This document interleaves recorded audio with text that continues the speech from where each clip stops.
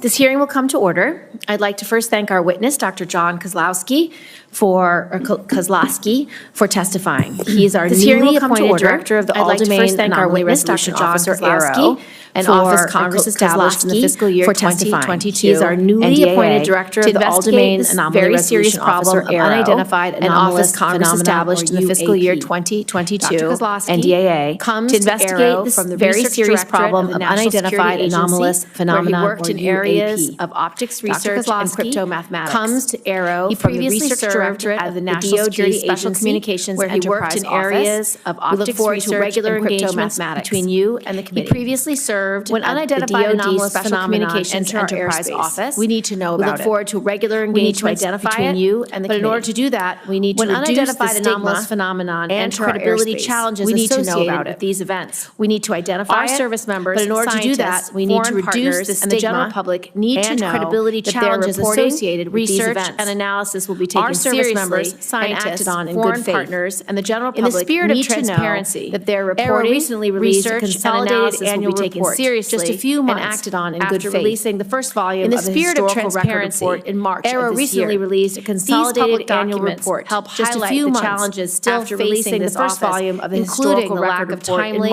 and actual sensor data. These public documents help highlight the challenges still facing this office, including the lack of timely and the importance of improving reporting sources, the need to both the need to revisit cases placed in the active archive. In this hearing, I want to probe a series of specific issues. Reporting sources, first, both as incidents at Langley and elsewhere have demonstrated.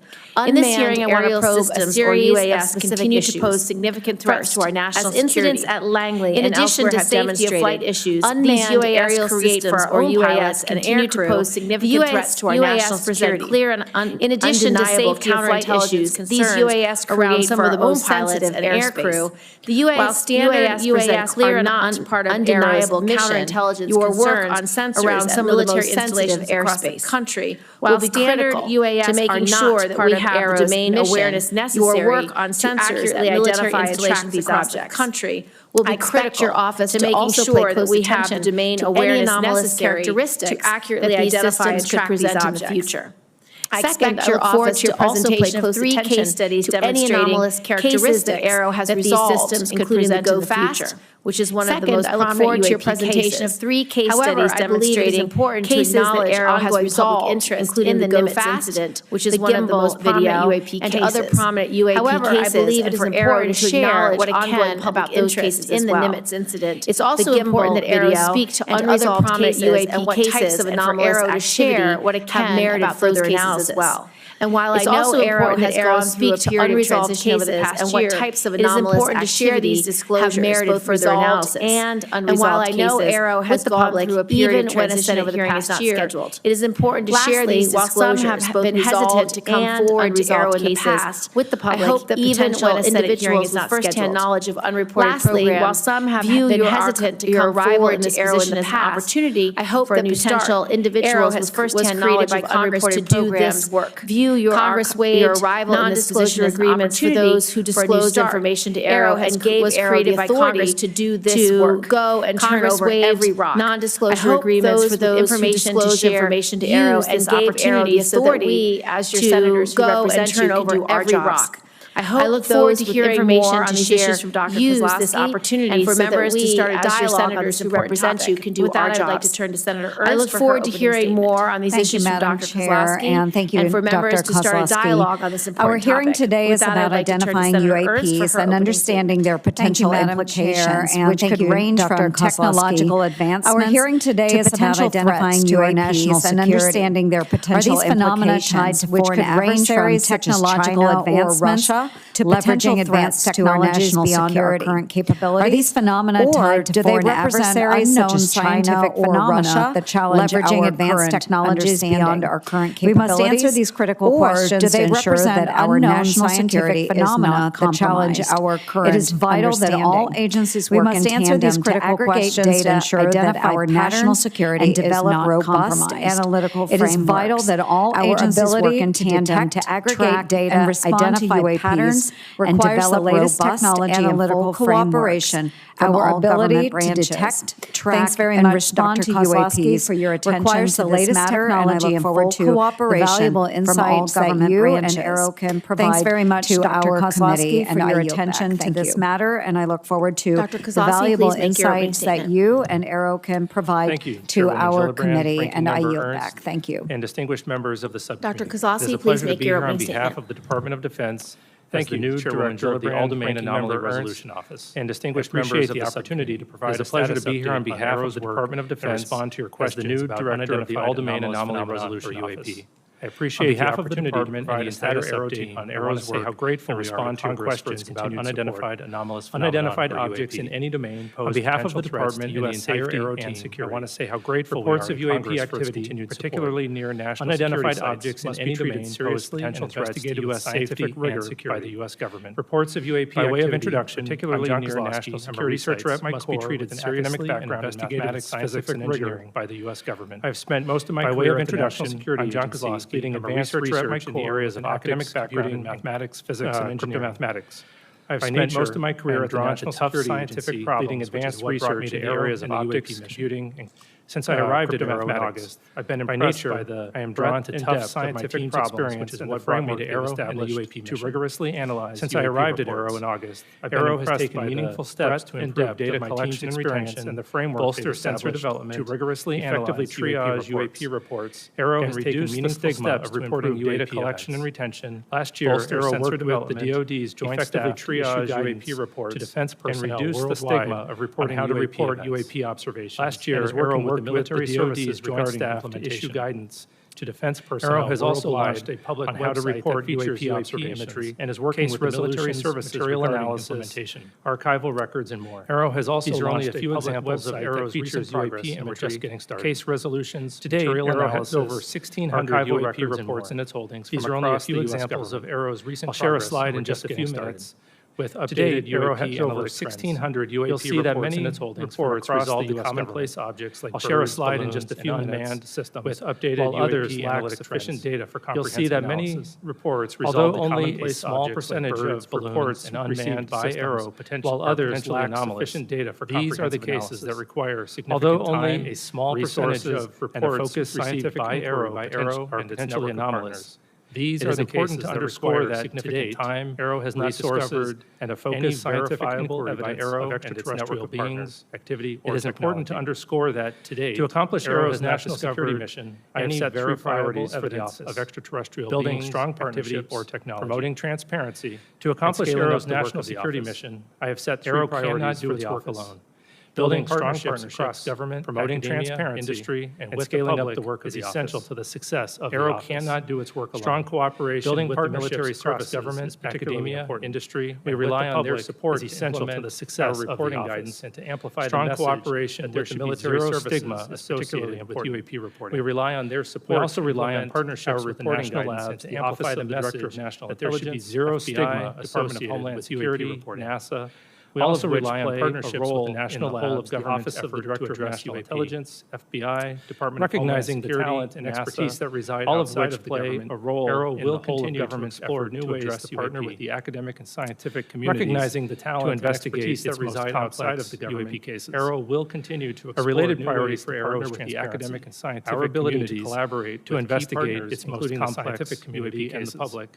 Relies on a related priority for AARO is to include downgrading our ability to collaborate with key partners, including the scientific community and the public. It may be unclear to relies on information DoD to include downgrading and declassifying UAP-related information. Why are photos in some cases benign objects? It may be unclear to the public why the DoD. It's often the case that an object piece of information isn't in the first place. Itself, why are photos seemingly benign objects, but the location, source, or method used to capture? It's often the case that an object or phenomenon isn't. Many cases are difficult to quickly release to the public. Concern, but are the location, the appropriate or method used to capture is still sensitive. Or House and Senate many cases are difficult to quickly release to the public, but it is important to note that AARO does not unilaterally declassify information. Or House and Senate leadership, we work with the originator of a classified record to ensure that AARO does not unilaterally inadvertently information harm national security. We work with the originator of a classified nonetheless to ensure that is committed to declassifying and publicly sharing inadvertently more information on national security. While this can take sensitive sources and methods. Nonetheless, I'll be sharing is committed to declassifying and publicly sharing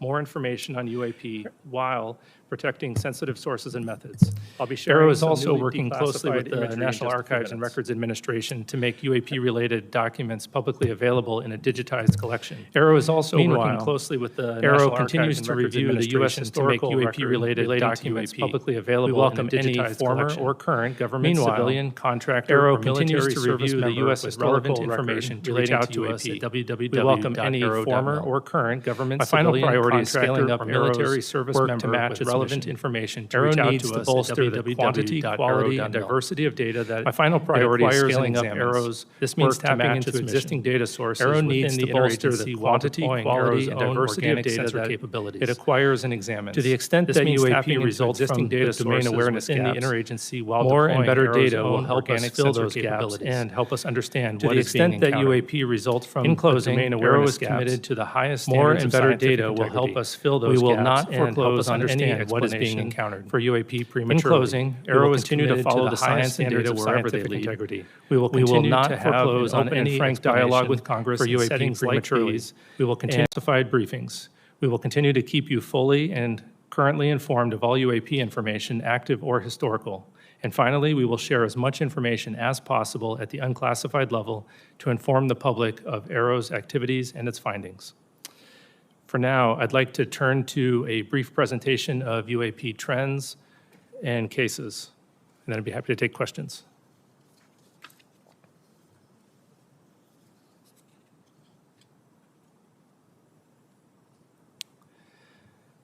Okay, this chart represents the UAP reporting since 1996, and as has previously been discussed by AARO, that sensor placement seems to have caused a bias in our data, both geographic and at altitude.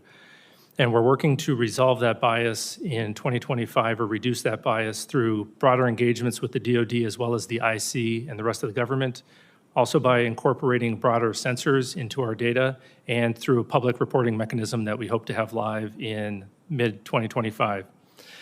On the left side, it shows the altitudes, and we'll see it's a bit cut off. We'll see that most of the reporting occurs between 15,000 and 25,000 feet.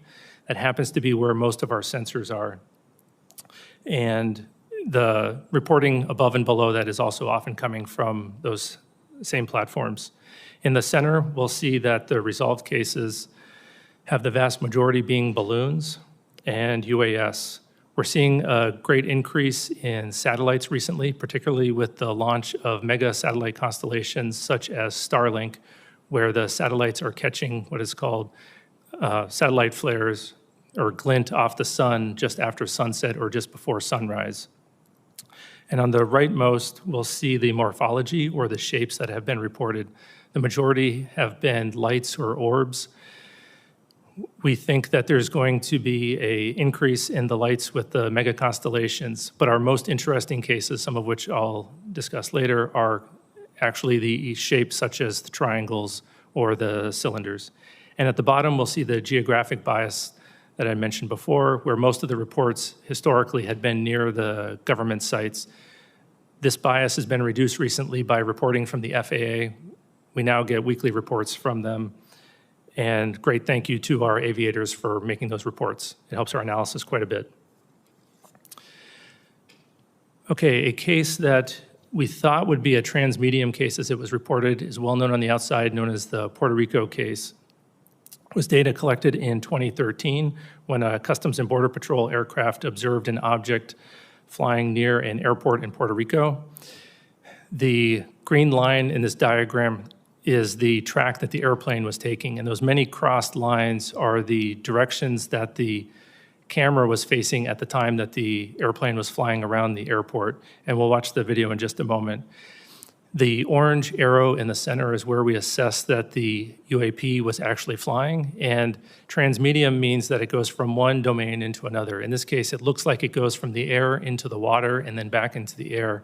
We assess that it was actually flying over the airport the entire time.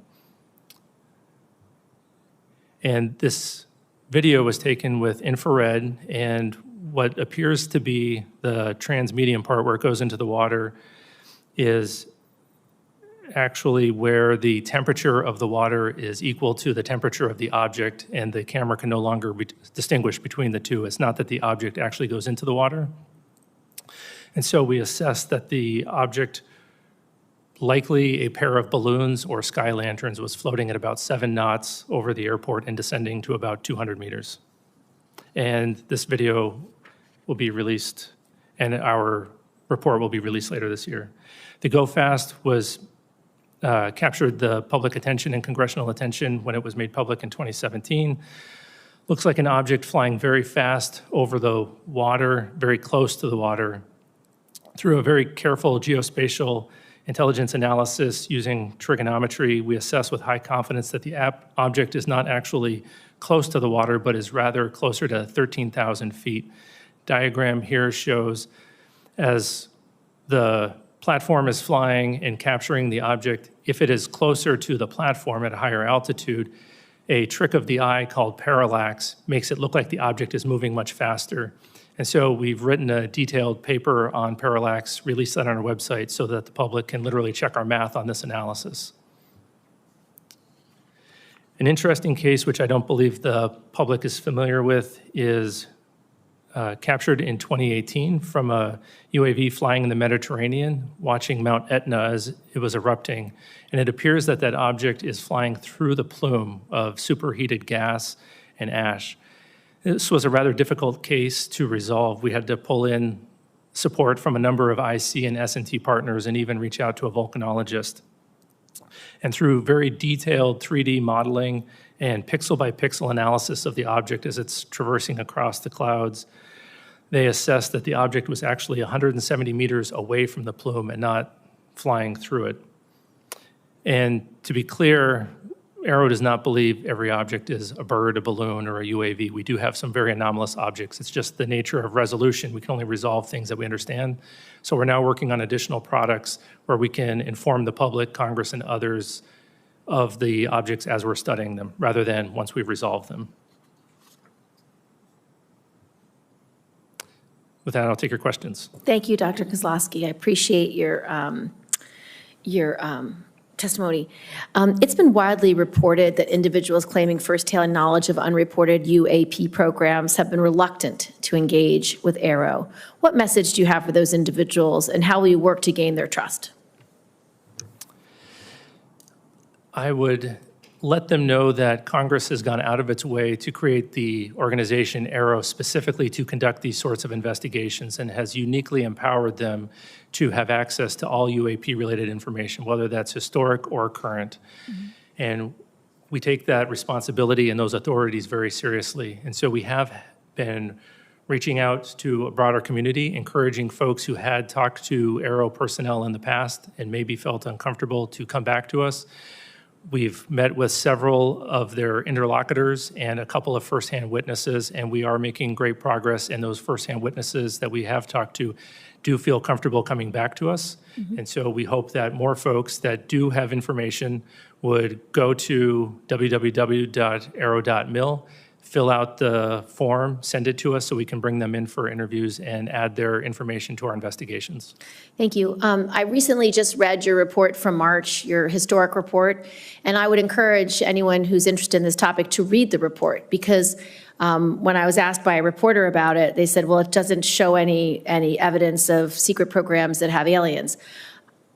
That's not how I read the report. What I read the report is the U.S. government took sightings extremely seriously over the last 75 years, put some of the greatest minds ever to analyze these cases because they assess them as some deeply unknown phenomena that may or may not cause threats, that may or may not be related to adversaries, but are certainly something that the U.S. government needed to know about. And what I read from this report is that we resolved numbers of cases, but in almost every instance, whether it was in the 40s, the 50s, the 60s, the 70s, the 80s, the 90s, the noughts, half the cases were unresolved. So I don't think this is an example of the government not taking these cases seriously. I think this is an example of our government spending 75 years taking these cases very seriously. And interestingly, for the group that put together this report, they didn't have access to any firsthand reporting. And so from my perspective, for whistleblowers and people who want to come in, please come in, because the purpose of AARO is so that the senators can do our job to provide oversight, accountability, and transparency. We find it very concerning that our pilots, that our Navy officers, that people who have sightings of UAPs are denigrated, are somehow dismissed or disregarded. They need to be protected. This is a huge issue for national security because, number one, we don't have domain awareness, which is very problematic. Number two, we don't have domain superiority if we don't understand how different UAPs are flying, what technology they're using, what their mission is, what their purpose is. And at the base level, we have so many UAPs around our bases, around our military sites, around our nuclear sites, that it's deeply disturbing that adversaries at a minimum could be using these opportunities to spy, to glean intelligence that will harm our long-term national security. So I'm grateful that you're taking the whistleblowers very seriously. I'm grateful that AARO is trying its best to integrate the private sector, the public, into their work. Interestingly, in this hearing, we heard that the FAA is now working hand in glove, which is very helpful. We want this public-facing accessibility to be put in place by 2025 so that people can upload their videos, their data, their reports. I've met with people who have followed this issue for decades, and they have thousands of examples, thousands of pieces of data that ultimately I want uploaded into AARO so you can cross-reference historic information with current information, because this group at AARO are the best scientists that we can find anywhere, and they will do the work that's needed to be done. So I just want to thank you for that. And then with my last 42 seconds, can you tell us about any of the cases that merit further analysis by your IC and science and technology partners? What is it that makes these cases anomalous? And a large number of reports are placed in the active archive because AARO does not have enough information. What might prompt you to reopen a case like that, and do you have any examples? Sure. I'll start with the active archive case. So that is just the place where we put cases where we don't have enough scientific information to resolve them at that time, but we're always looking for opportunities to correlate them to new cases that come in as the new cases come in, as well as enrich those cases with additional data. We do have one example that I'm aware of where we were able to correlate a number of observations of interesting lights in the sky, and eventually we concluded that it was multiple people observing Starlink flares, just as an example. 3 cases that merit analysis that we're working on right now. One we might be in the process of resolving, but nonetheless is still interesting. The first one was brought to us by a law enforcement officer out west, where he observed a large orange orb floating several hundred feet above the ground a couple miles away. He went to investigate what was going on with that orb. And as he was pulling up to the location where he thought would be below the orb, about 40 to 60 meters away from some object the area was well lit, he saw a blacker than black object. He said it was about the size of a Prius, 4 to 6 feet wide. And as he got 40 to 60 meters away from the object, it tilted up about 45 degrees, and then it shot up vertically. He says 10 to 100 times faster than any drone he's ever seen before. And it did that without making a sound, as far as he could tell from inside of his vehicle. And just as it left his field of view through his windshield, then it emitted very bright red and blue lights that illuminated the inside of his vehicle as brightly as if someone had set off fireworks just outside of his vehicle, or street flares. So that's anomalous because of the size of the vehicle with the great acceleration, and when he came back to investigate that area, he found no disturbance of the ground beneath it. So that's one interesting one. Another one comes to us from Southeast US. There was a U.S. facility where 2 cars of government contractors were leaving the facility around 9 o'clock in the morning. They looked up in the sky and saw a large metallic cylinder about the size of a commercial airplane, and it was stationary. They observed that there was a very bright white light behind or around the object. They saw it stationary for 15 to 20 seconds, and then it disappeared. Obviously, an object that large, stationary, unless it's a blimp, is unusual, but then disappearing, we can't explain how that would happen. And then the last case was interesting. We had a aircraft that was flying parallel to another aircraft, and it was capturing imagery of it, and a small looking object appeared to fly between the two of them much faster than them. Through very careful analysis, we think that the object might have actually been further away than the object that it was videotaping, but it requires very careful analysis to come to those conclusions, and we don't have the metadata to support that yet. Senator Ernst. Yes, thank you, Madam Chair.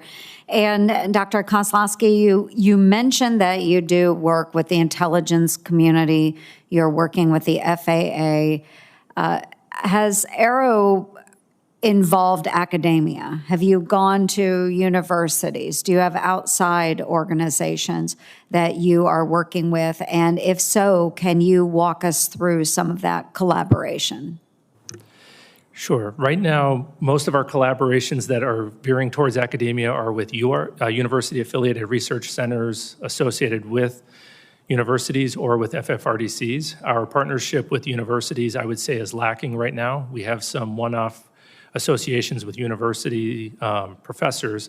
However, that's our fault, and it's largely because of the need to declassify data. We need to give the professors something to work on before we can really engage them. So we're working significantly on a declassification effort. We've hired a number of declassification experts, and we're going to be trying to get cases like the ones that I just discussed here declassified so that we can engage with the universities on a regular basis and provide them the data. Talking to a scientist without data is going to be rather disappointing. So hopefully in 2025, we'll be increasing those efforts. Right. Well, I appreciate that. I think there's a huge pool of talent out there that you should tap into. Given the public's growing concern and interest in UAPs, how do you balance the need for the transparency that our public is demanding with the potential risks of revealing classified defense information? Yeah, that's always a concern that's on the front of our minds. We want to make sure that we're deconflicting both on potential U.S. programs and what the IC might be tracking for adversarial programs as we're aggregating that information and preparing to share it. However, oftentimes we can remove the discussion of the unidentified and anomalous activity from the sensitive information that our partners are concerned with. And that's usually going to be the platforms that the information was collected with if it is truly anomalous. And so we have our partners working alongside in the declassification of that data. Very good. And then without having to explain the UAP, what do we need to begin really doing about them? What precautions can we take? What should we be doing about them?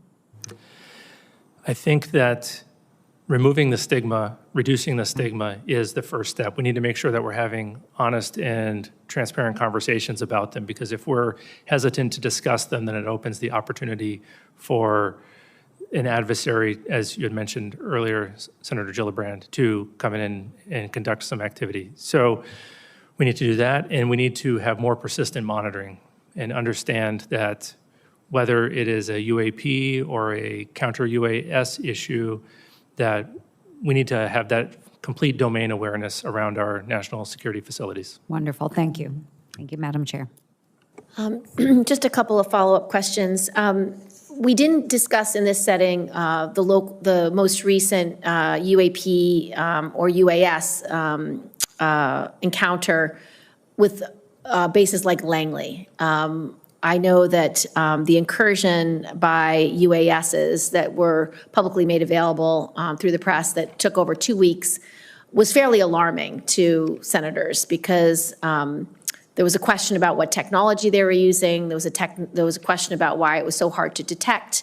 Can you speak to how AARO will be integrated into the review of these kinds of cases and how you can be helpful to both the intelligence community and the Department of Defense in analyzing or being able to more quickly analyze what's knowable and what's not knowable, so that, because once you do identify it as a drone, for example, it then goes to the right department at DOD or the intelligence community to assess, deal with, or take down as the incident might be. But to talk to us a little bit about what role you can play for both the DOD and the IC community in these kinds of incursions that are happening when we don't know what tech is being used and we don't understand a flight pattern or we don't understand how they arrive and depart in the way they do. Yeah, we are generally going to be supporting them through an advisory capacity. As an organization that naturally needs to conduct baseline experiments of the environment to see what normal looks like, whether it's balloons, birds, anomalous activity, or drones flying through an environment, we're going to gather a lot of data that will allow us to characterize an environment very well and then detect and follow those tracks, hopefully rather efficiently. There's also a lot of overlap in the type of sensors that are going to be used for the counter-UAS mission and the UAP mission, whether that's active detection like radars or passive like cameras. And so as AARO is trying to push the bounds on detectability for UAP, we're hopefully going to have best practices that we can also provide to the counter-UAS, and potentially we might have additional technologies that we can offer them to support. I'd like to just address a little bit of reporting and feedback. As you know, AARO is required to develop a mechanism for the public to report UAP information. Now that that mechanism for current and former military, civilian, and contractor personnel has been established, can you speak to AARO's plans for a public reporting mechanism, and how did AARO arrive at this approach, and were other options considered? And second, for pilots and operators who have reported a UAP, what feedback, if any, has AARO provided to these individuals related to what AARO is doing with their report and how the report has been resolved? How does such feedback or lack thereof impact the frequency of UAP reporting? Yeah, the public reporting mechanism that we've decided to go with is going to look similar to the reporting mechanism that we currently have for historical events, where we're going to ask folks to go to our website, download a PDF form, put in the narrative for their account, and then email that to us with accompanying media. Usually it'll probably be imagery.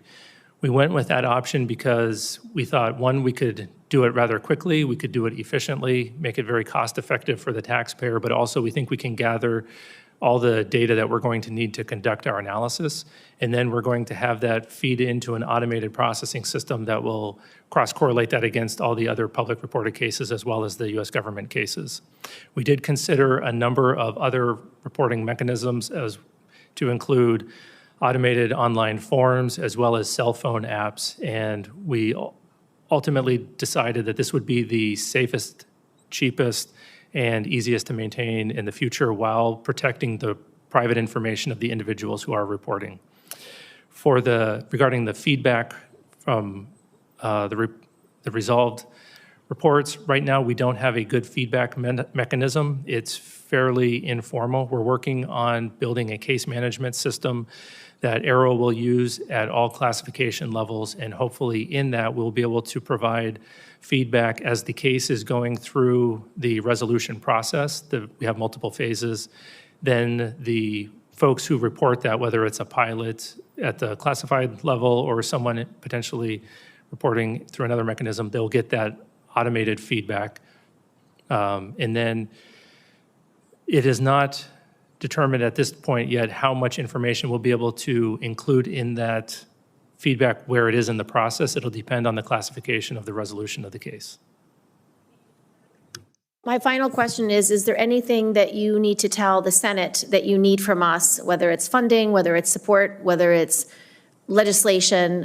Is there any requests that AARO has of us or anything else you need to brief us on for us to be able to do our jobs to protect our service members as well as integrate public interest and public data and information into the future analysis efforts of AARO? So first of all, I want to say thank you again. I think that the authorities that we have are remarkable, and I think that we are well-resourced as an office. The only ask that I would have is that you continue to champion us, particularly with witnesses, encourage them to come forward and report to us so that we can have a more fulsome investigation of the potential historic or ongoing legacy programs. Thank you so much. Hearing adjourned.